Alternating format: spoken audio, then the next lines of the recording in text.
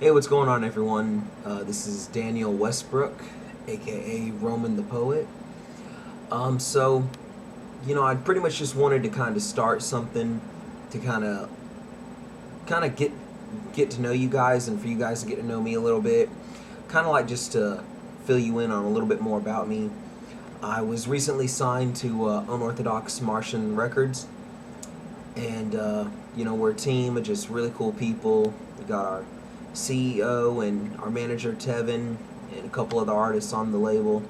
We're really local. We just want to make an impact, do what we can to spread the love in God's kingdom. Just do what we're created to do. So I kind of want to share a little bit more about me with you guys, so that when my music continues to come out and when my music releases, you guys know a little bit more about me besides just the music. So I'm going to start like a weekly vlog kind of deal, kind of like little mini thing, just an introduction to my life. So, I'm 22 years old. Turned 23 in September. I just recently got married. Me and my wife. I got married back last September. It's an awesome thing, marriage. It really is. I've been doing music since I was probably, I want to say 9, 10, 11 years old. I was really influenced by hip-hop culture, not surprisingly. But I was always a writer. I wrote stories, poems, little songs. Didn't really write a lot of music back then. Really just wrote a lot of stories, helped me vent my feelings. Because I went through a lot of things as a child, so writing always helped me. And then when I discovered music, it only helped me more. So music always had a big impact and a great effect on my life. So when I started to write music, I kind of did it because I thought it was cool, not really to glorify God or help the kingdom in any way. I was going through a really hard time at that point in my life, and music was just kind of like my outlet. And I kind of did just the mainstream, thought I was hard, all the trap house music, gangster rap music, all the typical mainstream radio rap you hear nowadays. But I went through a lot of things. I was adopted when I was really young, grew up in foster care a little bit. I was adopted by a family, lived with them pretty much my whole life. It was good. It was just the thing that bothered me was never knowing. I never met my biological family. So it was always a struggle. I always struggled with that, trying to figure out who I was as a person. My name was changed when I was adopted. I was born Roman Padua, and then when I was adopted, my name got changed to Daniel Joseph Westbrook. So that's where the Roman the Poet kind of comes into, from my roots, my birth name, Roman. So, growing up with that was really hard. I struggled with that a lot as a kid, and then it affected my teen years. It was always a thing of, well, why didn't my family want me? And now that I'm older, I've grown up, I've found my family, I met my biological mother. I know better. That wasn't the case. There's a lot more to the story. So, but growing up with that, I really struggled with that, and I think it made me resent my adopted family a lot, and it really hurt our relationship over the years. But it wasn't their fault, It was me. I was young. I was really angry. I was upset. I didn't really know how to handle a lot of the things I went through. But music was always there to help me through that. And when I grew up, I I grew up in church. So when I got older, and the less I was able to handle the things that I went through, the more trouble I got in. I was always in fights in school. That was always a big issue for me. I was really antisocial, but I wasn't antisocial. I had a lot of friends, but, I didn't keep them for very long. Like, my friends were my friends only until I had one bad day. Maybe me and my adopted family got into a fight or something, went to school, took it out on my friends. We'd get into a fight, there went your friendship, So, it was really hard. It was hard to keep friends growing up in school. It was hard to stay out of trouble in school. Like I said, I was just a really angry kid. My sister was in a bad car accident. One of my adopted sisters. She was in a really bad car accident. Is handicapped for the rest of her life. It's been like 15 years since that accident. Honestly, it's hard for me to remember a time when she wasn't in a wheelchair. It's really hard for me to remember that. So pretty much, I just grew up knowing my sister in a wheelchair, handicapped. Really couldn't do a lot for herself, and that really affected my family. It really affected my family growing up, and my mom was always in the hospital taking care of her. So that really kind of fueled the anger that I had, and the really deep and bad mindset I was in. It made me feel even more alone. I'd always felt alone because I was adopted. I felt like I felt like I had no one, because I felt like my biological family wasn't there. So, who the heck is going to be there if your family ain't there? That's the kind of mindset I had growing up. But that wasn't the case. Like I said, my family loved me. I loved them. It's just I went through a lot of things and I didn't know how to handle them at the time. But then growing up through school, that really affected me a lot. I was kicked out of several schools, like I said, because of the fighting and then my family issues, and it never reflected into my grades though. I was always smart. At least I like to think I was. I was always smart. I always made good grades, but I was an angry kid, and teachers couldn't tell me nothing. I'd fly off the handle, cuss them out, and just get into a load of trouble, start fights, finish fights. I was always bullied. I was short. I'm still short. I'm like 5'5" now. I'm 22 years old, so I was always short. I was really heavy when I was a kid, and I was really chubby, so I got made fun of a lot.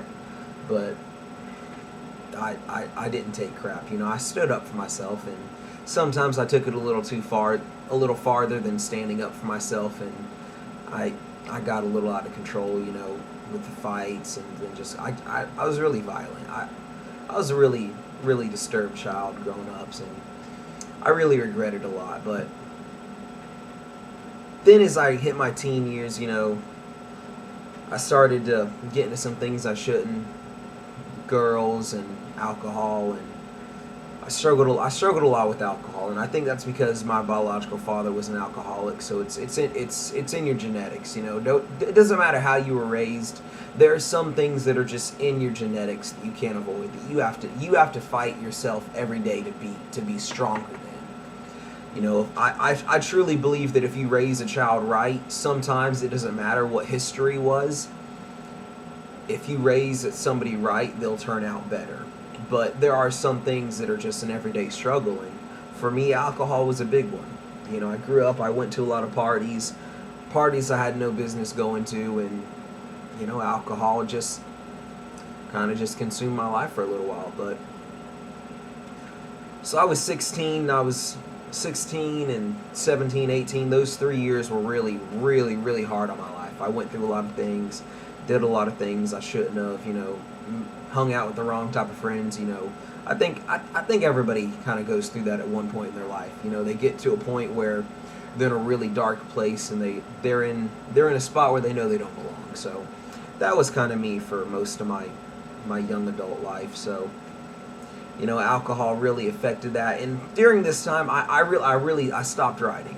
I kind of left the music behind, and that's whenever my life really went downhill. And that's when I knew I should have taken that as a sign that when I quit writing, and when I quit really being intimate with my music, I felt like a really big part of me was lost.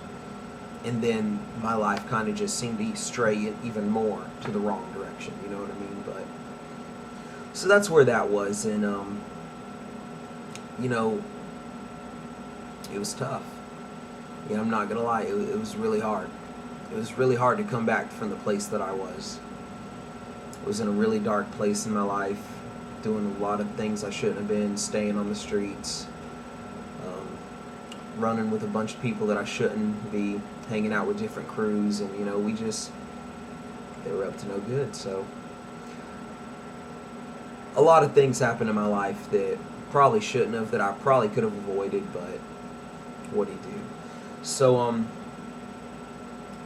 then I kind of, when I turned 19, I kind of had a little bit of a wake-up call. I kind of said, you know what, this ain't me.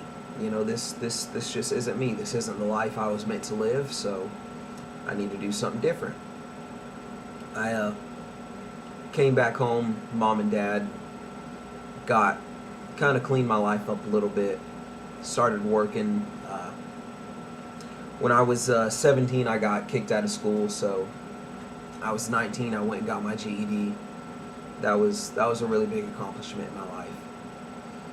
But when I was 19, I was a part of this church that I'm no longer a part of, and we went to the youth. We went to this conference in Atlanta, Georgia. It's called the Forward Conference. They have one every year. There's a lot of different Christian-based conferences for teens and young adults, and they really do help. I was the kind of person, I laughed at those kind of things. Like, yeah, I'm going to go sit around a circle and let a bunch of kids, hear my story and, open the door and let them into my life, and, yeah, everything's going to be okay. I laughed. I thought it was a joke, but it really did. It really helped me. I'm sure a lot of people are at that point in some time where they don't really want to let people in.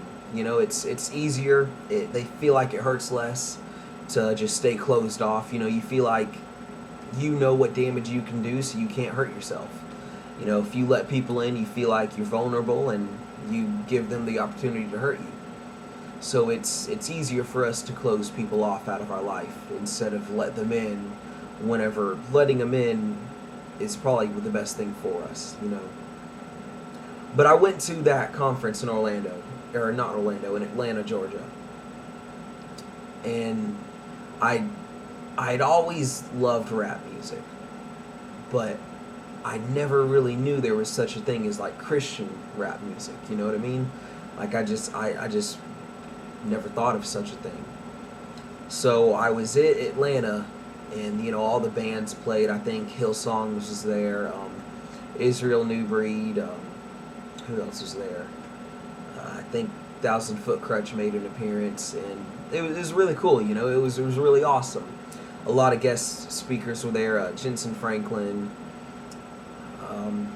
Got a lot of really cool guys that I just I can't think of the names right now.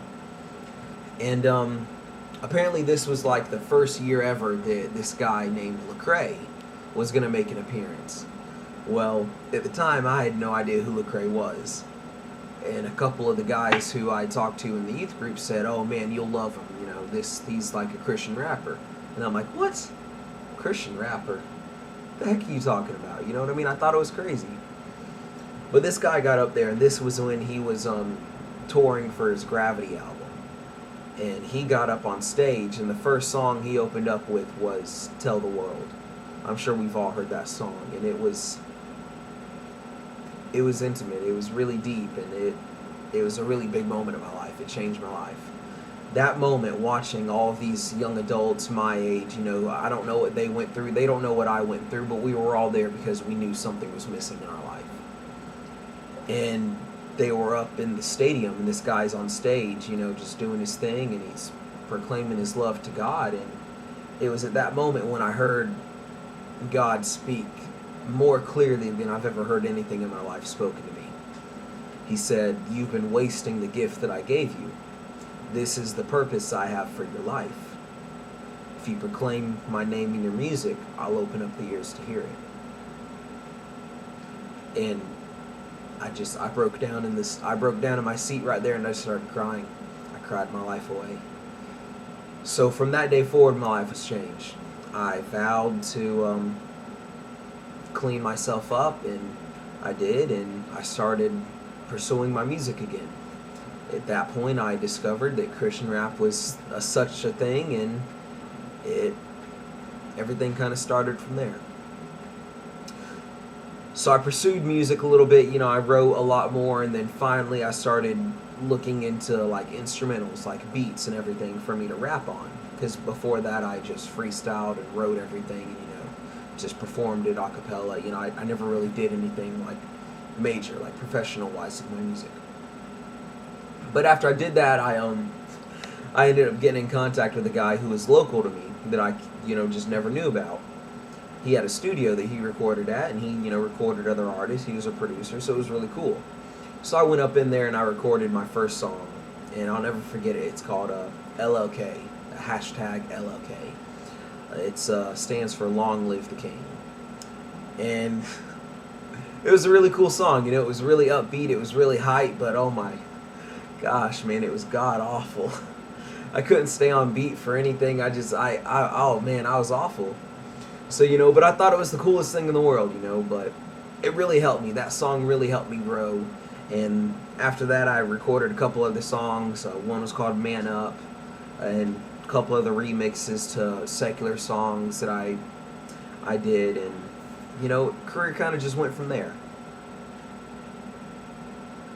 So the whole purpose that I do music is I want my music to speak to people. I want my music to speak to people the way that Lecrae's music spoke to me.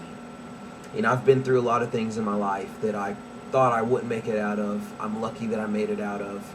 I've gone through a lot of things emotionally. Most of them were probably self-inflicted.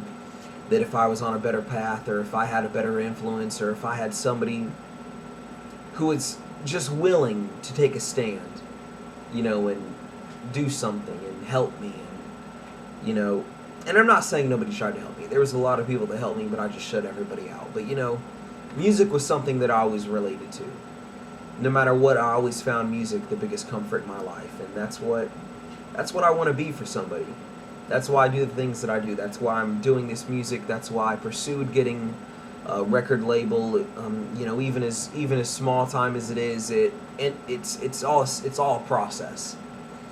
You know, so that's really why I do this. It's a big outlet for me. Don't get me wrong. It's a great thrill. It's hard to stay humble when you start recording music and you hear the things that you create. You know, it gets you full of pride.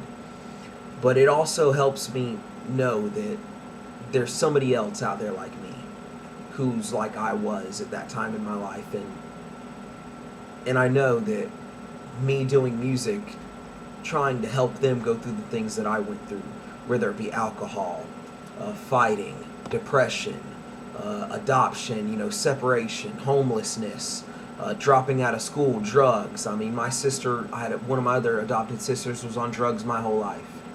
I'm 22 years old. She just recently, 2 years ago, maybe 3 years ago, got off drugs. You know, I dealt with that my whole life. I never knew if she was alive, if she was dead, if she OD'd somewhere.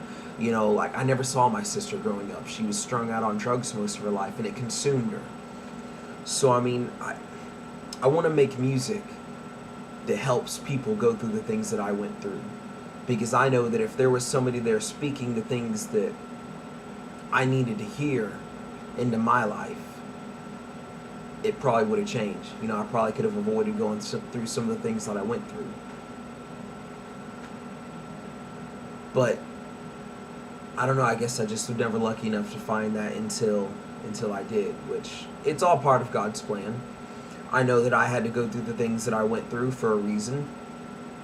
That reason, I'm sure, is because somebody out there needs to hear the message that I have.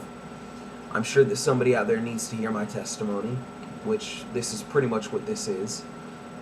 Testimonial video, introduction to who I am, just sharing a little bit about myself. So that's why I do the things that I do. That's why I do the music that I do. That's why I write the things that I write. I don't want to be mainstream. I don't want to be the typical artist. A lot of artists that's going big right now in the Christian hip-hop community is NF. And I've been following his music since he was like me, just a small time guy, you know, just doing stuff locally, and then he had a dream and he didn't give up. He's not afraid to say the things that need to be said in his music. And that's what I want to be. I'm unashamed, and I'm going to proclaim the love that I found when I sought Jesus Christ. And I'm going to do so in my music, because I know if it wasn't for him, I wouldn't be here. God saved me from a lot of things. I should have died several times. You know, a lot of things in my life should have consumed me, but they didn't.